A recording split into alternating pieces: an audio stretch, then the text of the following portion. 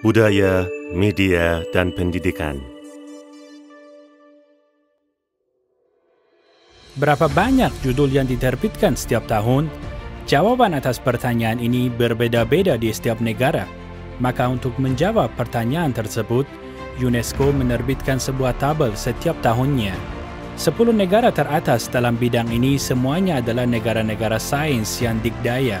Di peringkat pertama ada China, diikuti oleh Amerika Serikat, Inggris, Jepang, Rusia, Jerman, India dan Perancis. Iran berada di peringkat ke-9 dan Italia ada di peringkat ke-10. Tetapi peringkat budaya Iran tidak terbatas hanya pada buku. Iran menempati peringkat 19 di dunia dari segi menonton filem, di mana 26 juta orang menonton filem di bioskop setiap tahunnya. Begitu pula dalam hal produksi filem, menurut statistik tahun 2011, Iran memiliki peringkat yang sama dalam hal perfilman, paling produktif di dunia dengan 76 filem per tahunnya.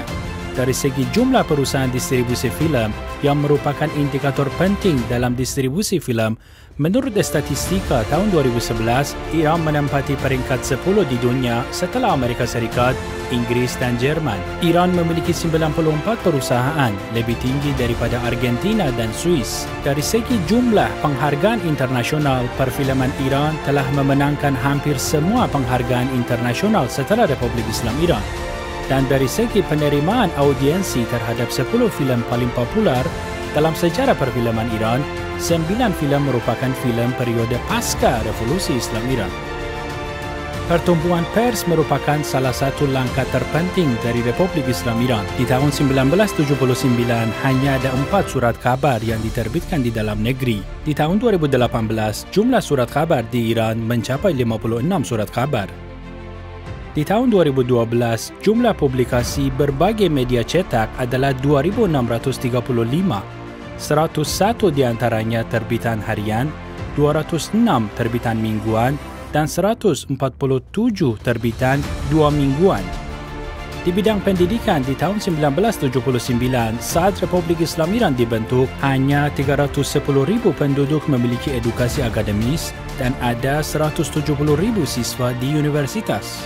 Namun setelah 1979, jumlah lulusan universitas di berbagai tingkat meningkat sampai 18 kali menjadi 5.474.000 dan jumlah siswa meningkat 23,5 kali menjadi sekitar 4 juta. Tentu saja infrastruktur untuk perkembangan semacam ini adalah bertambahnya jumlah universitas dan bidang studi dalam negeri. Sebelum terbentuknya Republik Islam Iran, hanya ada 223 universitas dan pusat perguruan tinggi di dalam negeri. Tapi sekarang sudah ada lebih dari 2.540 universitas dan pusat perguruan tinggi. Jurusan sarjana yang dulu hanya 196 sekarang menjadi 914. Dan jurusan pasca sarjana yang dulu hanya 182 sekarang menjadi 1033 jurusan.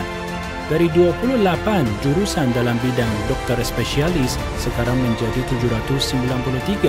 Anggota fakultas universitas yang sebelum dibentuknya Republik Islam Iran hanya berjumlah 9.282 orang, kini telah mencapai 63.818.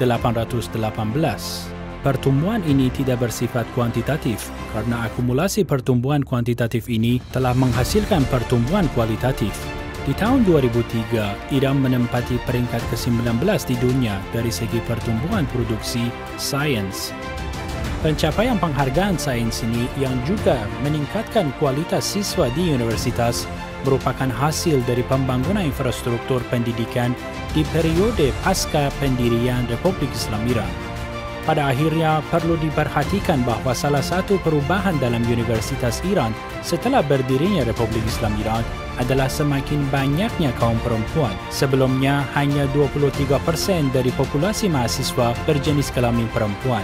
Namun, setelah Republik Islam Iran, jumlah siswa perempuan meningkat drastis dan akhirnya di tahun 2006, untuk pertama kalinya populasi mahasiswa perempuan melampaui mahasiswa laki-laki sampai 63%.